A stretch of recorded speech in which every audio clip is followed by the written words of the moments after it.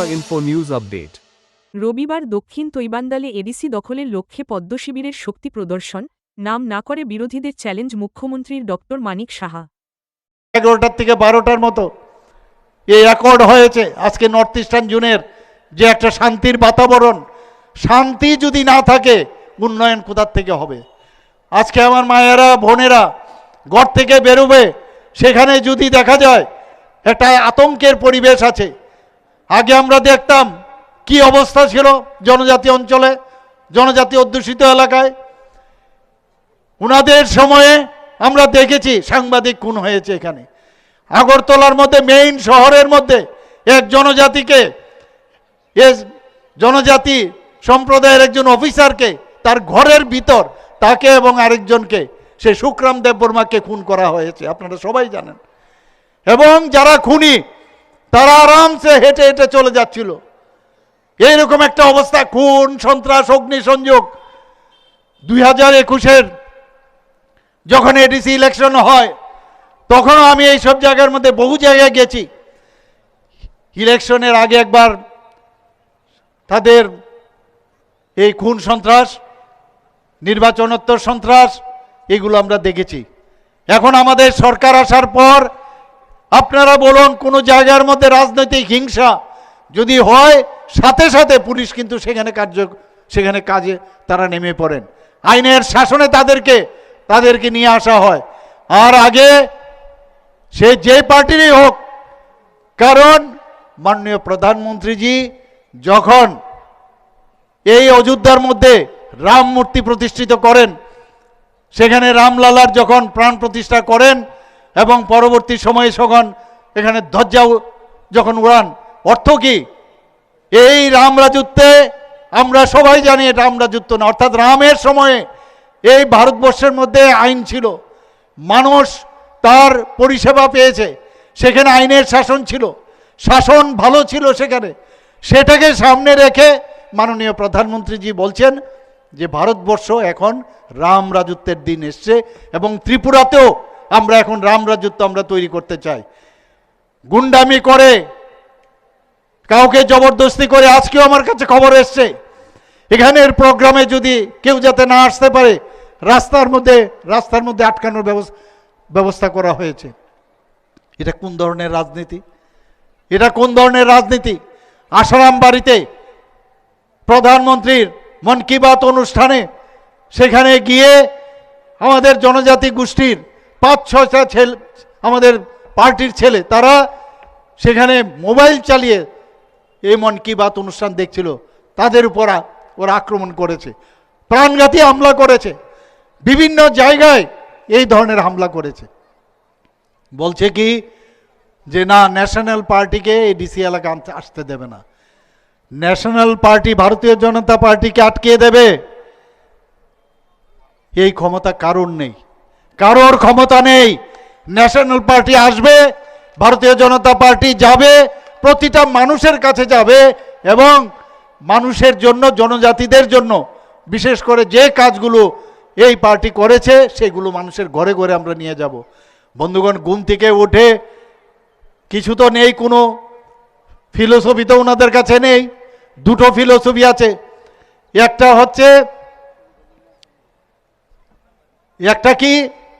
হচ্ছে বিভেদ সৃষ্টি করে দাও, জাতি জনজাতির মধ্যে বিভেদ সৃষ্টি করে দাও, একটা এই ধরনের যে ব্যবস্থা এই। আর একটা হচ্ছে গায়ের জোর ব্যবহার করো। এই রাজনীতি আমরা চাই না, আর এই রাজনীতি আমরা করতেও দেব না আগামী দিন। আমরা থানসা বলছে, আমরা সারা ত্রিপুরায় আমরাই হচ্ছি থানসা, যে সমস্ত জাতি জনজাতি, আমাদের যারা মণিপুরীরা আছেন, সংখ্যালঘুরা আছেন, সবাইকে নিয়ে আমরা চলতে চাই। এখন আবার নতুন আরেকটা, ঘুম থেকে উঠে ভাবে এটা তো কাজ হচ্ছে না ভাই, মুশকিলে পড়ে গেলাম, তাহলে আরেকটা ইস্যু বের করতে হবে। কি ইস্যু? যে আগামী দিন এখানে জনজাতি মুখ্যমন্ত্রী হবে। ভালো, জনজাতি মুখ্যমন্ত্রী হলে তো আমাদের আপত্তি নেই। আমার পূর্ববর্তী বক্তা বলেছেন এখানে জনজাতি মুখ্যমন্ত্রী দশরথ দেববর্মা মহোদয় এখানে হয়েছেন। সংখ্যাধিক্যের কারণে যদি হয় এতে অসুবিধা কি আছে? জনজাতি মুখ্যমন্ত্রী, এখানে ত্রিপুরাতে এসসি সম্প্রদায়েরও মুখ্যমন্ত্রী হয়েছে, মণিপুরী সম্প্রদায়েরও মুখ্যমন্ত্রী হয়েছে, বাঙালিদেরও মুখ্যমন্ত্রী হয়েছে। তাহলে এই যে একটা সাম্প্রদায়িক সুরসুরি দিয়ে রাজনীতি করা, এ আর কতদিন চলবে? এইভাবে চলবে না। আমি সব জায়গায় বলি যে এই ইস্যু যখনই একটা শেষ হয়ে যায় আরেকটা ইস্যু, আরেকটা কি ইস্যু, যে এখন আমাদের সাথে যে অ্যাকর্ড হয়েছে, এত বছর হয়ে গেল, এতদিন হয়ে গেল, অ্যাকর্ডটা কেন হচ্ছে না? একবার এক একটা অ্যাকর্ড যখন হচ্ছে না, সেই অ্যাকর্ডে কি লেখা ছিল যে 6 মাসের মধ্যে কোনো রকম আমরা আন্দোলন করব না, কোনো জায়গার মধ্যে আমরা কাউকে মারব না।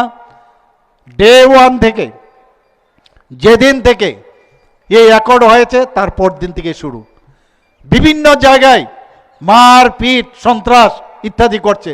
তাহলে অ্যাকর্ডটা কোন দিক থেকে হবে? এই অ্যাকর্ড তো তোমরাই ভাঙলে।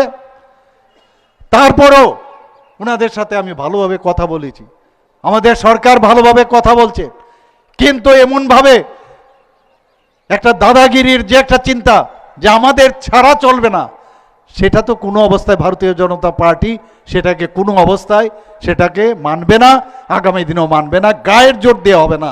যদি থাকতে হয় সহাবস্থার মধ্যে সুন্দরভাবে থাকতে হবে। ভারতীয় জনতা পার্টির সাথে যেহেতু এসেছো, আমরা চাই আমাদের ভারতীয় জনতা পার্টির যে সব সময় রয়েছে, যে আমাদের যারা পার্টনার আছে, আমাদের সাথে যারা আছেন, তাদেরকে আমরা কিন্তু ছাড়ি না। কেউ যদি যেতে চায় কোনো নো প্রবলেম, কিন্তু আমরা অ্যালায়েন্সের যে ধর্ম, সেই ধর্ম আমরা পালন করি।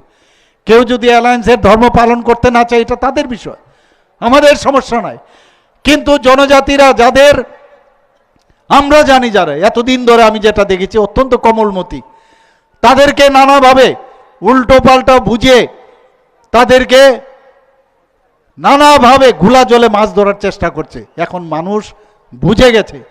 এই ভারতীয় জনতা পার্টি আসার পর 2019 থেকে আমাদের 2018-তে আমরা ত্রিপুরাতে আসলাম, 2024 পর্যন্ত আমরা 7 জন জনজাতি যারা বিশিষ্ট ব্যক্তিরা, যেখানে তাদের বিশিষ্টতার জন্য জানা যায়, তাদেরকে পদ্মশ্রী উপাধি দেওয়া হয়েছে। সেটা একমাত্র সম্ভব হয়েছে ভারতীয় জনতা পার্টির কারণে, আমাদের মাননীয় প্রধানমন্ত্রীজির কারণে। আমাদের একটু আগে আমার রেবতীবাবু বলেছেন যে ত্রিপুরার এই যে আমাদের সিপাহী জলার, আজকে একটু আগেও সেখানে প্রোগ্রাম করে এসেছি, সেই জায়গার উনি যখন উপমুখ্যমন্ত্রী ছিলেন, যে ডেভেলপমেন্ট সেখানে হয়েছে, বিশ্রামগঞ্জ থেকে শুরু করে সমস্ত ওনার যে কেন্দ্র, সমস্ত জায়গায় ত্রিপুরা রাজ্যের আর কোথাও কোনো এই ধরনের কিন্তু ডেভেলপমেন্ট হয়নি। ঠিক আছে, হার জিত থাকবে, এবং ত্রিপুরায় কিন্তু একটা ইতিহাস হয়েছে। জিষ্ণু দেববর্মা সেখানে হাইয়েস্ট ভোটে উনি ইলেকশন সেখানে কিন্তু জিতেছেন।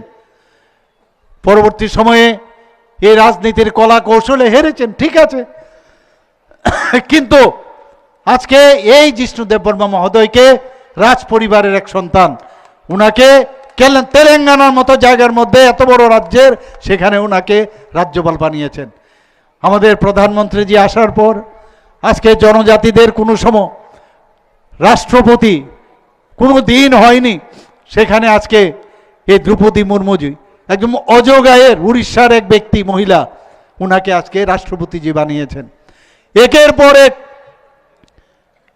এটা বুঝতে হবে আমাদের যে কারা এই জনজাতিদের নিয়ে যে সবকা সাথ সবকা বিকাশ বিশ্বাস আর তার প্রয়াস, একমাত্র সেটা আমাদের ভারতীয় জনতা পার্টি সেটা করতে পারে। নিন্দা করতা হুঁ, এই টেররিস্টরা একবার আক্রমণ করত, আমাদের সোলজারদেরকে মেরে তার গলা কেটে আমাদের ভারতবর্ষে ফেলে রাখত। ত্রিপুরারও অনেক মানুষ ছিল, অনেক জনজাতিও আছে, এবং নিন্দা করতা হুঁ।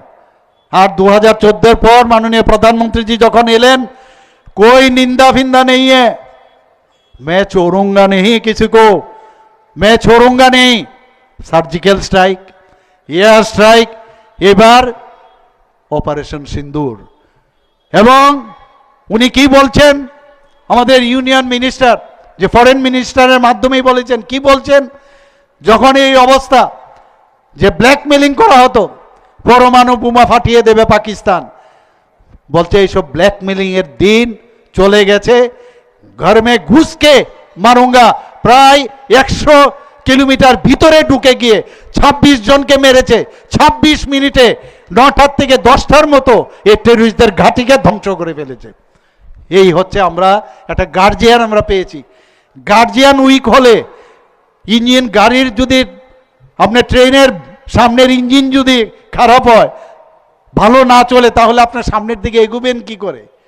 আমি সেদিন শুনছিলাম একজন আমাদের ইউনিয়ন মিনিস্টার বলছেন, খুব সুন্দর কথা বলছিলেন, যে কংগ্রেস, সিপিএম এবং এইসব যে লোকাল পার্টি, কারোর নামে কারোর পতাকার মধ্যে ওনার ছবি ইত্যাদির পতাকা দিয়ে যে পার্টিগুলো আছে, বলছে तुम लोग वो स्टेशन में बैठे रहो, हम लोग 2047 में जा रहे हैं, टाटा बाय बाय, और हम लोग आगे बढ़ रहे हैं, और डबल इंजन सरकार तो और जल्दी जल्दी जाएगा, टाटा बाय बाय।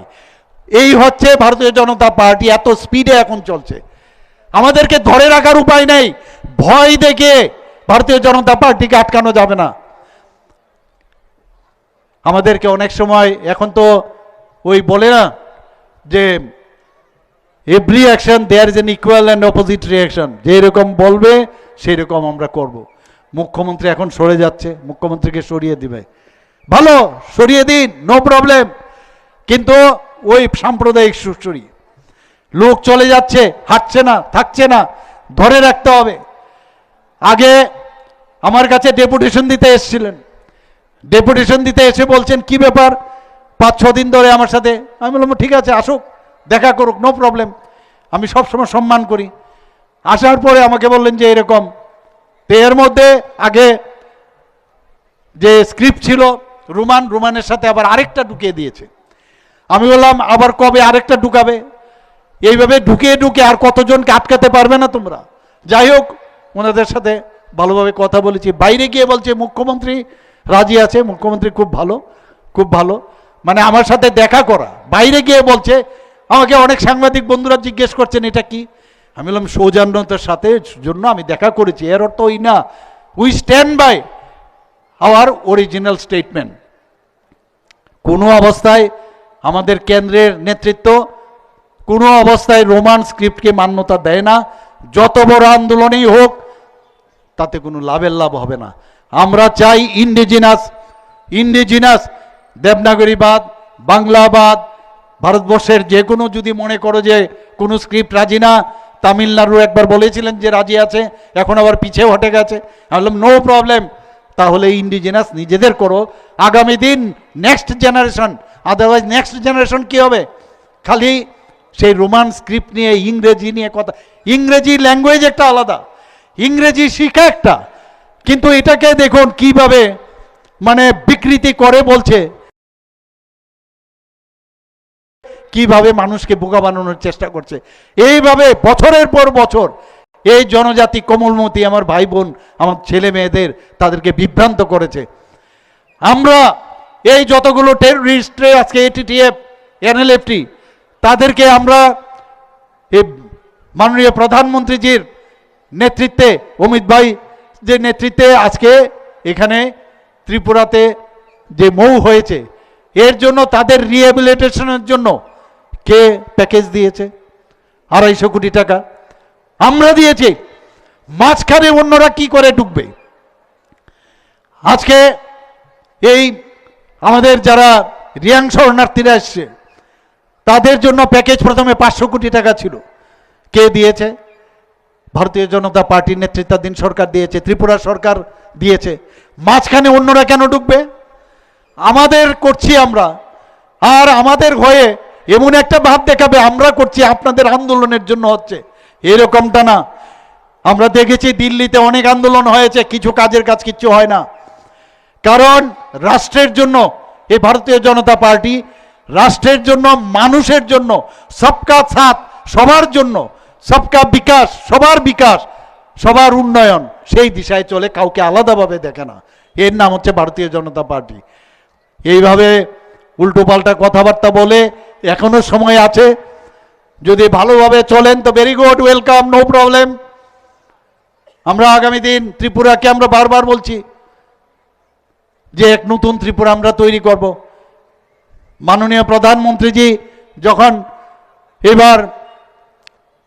যখন অপারেশন সিন্দুর করার পরে উনি কি বলেছেন, যখন বাইরের থেকে বহু লোক এসে ইন্টারফেয়ার করার জন্য, উনি বলেছেন we don't need any preacher, পরামর্শদাতার আমাদের দরকার নেই, উই নিড পার্টনার।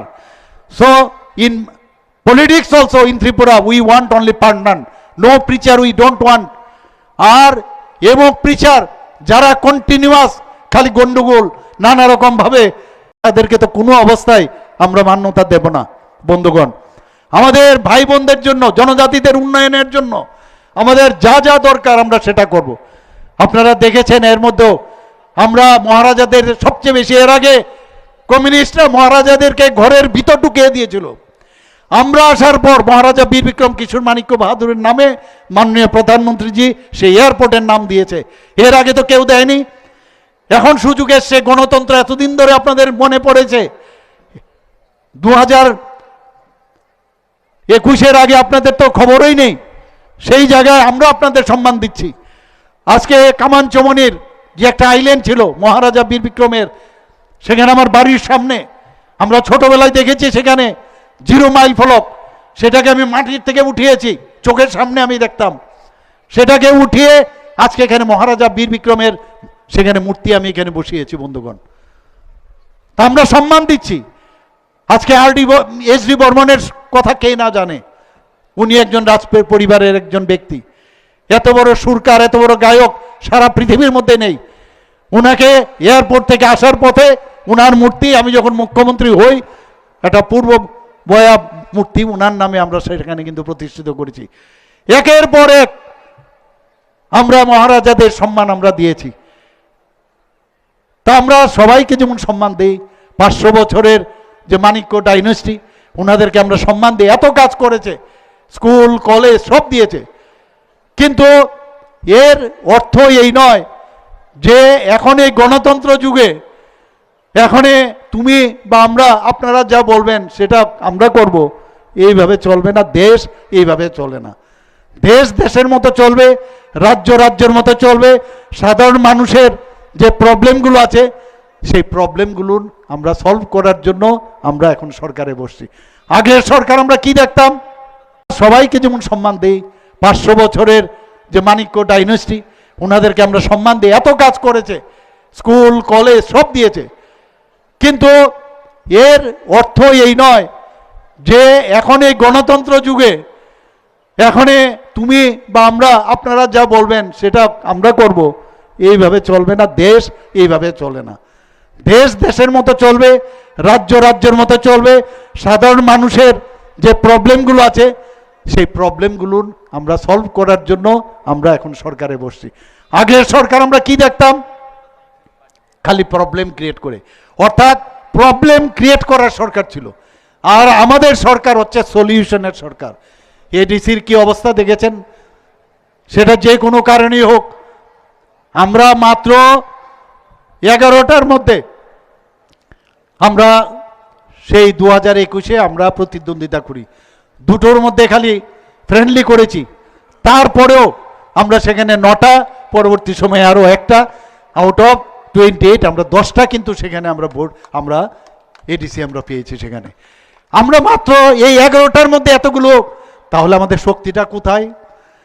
বলছে आइए मैदान में, आइए देखता हूं क्या होता है। मैं भी बोलता हूं मैदान में हम भी देखेंगे आप क्या करोगे, हम भी देखेंगे क्या करोगे आप। हम लोग आराम से बात करना चाहते हैं, आराम से सोचना चाहिए। You should be in your mind. अंदाजी में हल्ला करके और गलार শিরা ফুলিয়ে কথা বললেই মানুষ এখন শুনে না। কাজ দেখাতে হবে। এডিসির সম্পর্কে আমাদের পদ্মলোচন মহোদয় অলরেডি বলেছেন যে হোয়াইট পেপার আমরা দাবি করেছি। এডিসির মধ্যে কিন্তু আমরা অ্যালায়েন্সে নেই। আমরা কিন্তু এডিসিতে অ্যালায়েন্সে নেই, আমরা কিন্তু এডিসিতে আমরা অপোজিশনে। কাজে আমরা অপোজিশন পার্টি হিসাবে আমরা এডিসির জন্য আমরা কথা বলতে পারি। আমাদের 28-এ ইলেকশন হবে, সেটা পরে দেখা যাবে। এখানে আমাদের রোল এখানে কিন্তু পার্টনার হিসাবে না, এটা বুঝতে হবে বন্ধুগণ। তো সেই জায়গায় দাঁড়িয়ে আজকে 71% যদি আপনি 69% যদি আপনি প্রায় অ্যাবাউট এই ত্রিপুরার প্রায় ধরুন 70%ও যদি আমি বলি ত্রিপুরার এডিসি অধ্যুষিত এলাকায়। তো ত্রিপুরার উন্নয়ন যদি করতে হয়, যত উন্নয়ন হচ্ছে ন্যাশনাল, আমাদের যে ন্যাশনাল যে রোডগুলো হচ্ছে, এতগুলো রোড, 6টা ন্যাশনাল রোড হচ্ছে, বেশিরভাগ জনজাতি অধ্যুষিত এলাকায়। এবং সেখানে জনজাতিদের জন্য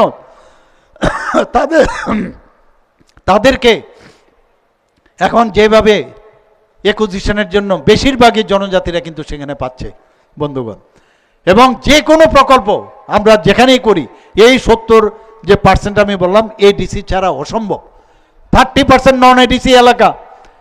যে কোনো আজকে আমি বাজেটের সময় আমি বলেছি, বিধানসভায় আমি বলেছি, আমাদের যখন 27,000 কোটি টাকা আমাদের বাজেট ছিল, সেখানে কমিটেড এক্সপেন্ডিচার আমাদের আছে, বেতন আমাদের দিতে হবে, যারা অলরেডি পেনশন পাচ্ছে দিতে হবে, আমরা যে 2,000 টাকা করে যে ভাতা দিচ্ছি সেটা দিতে হবে, আমরা যে ঋণ নিয়েছি সেটা আমাদের দিতে হবে, সেটার থেকে আপনি বাদ যাবেন না।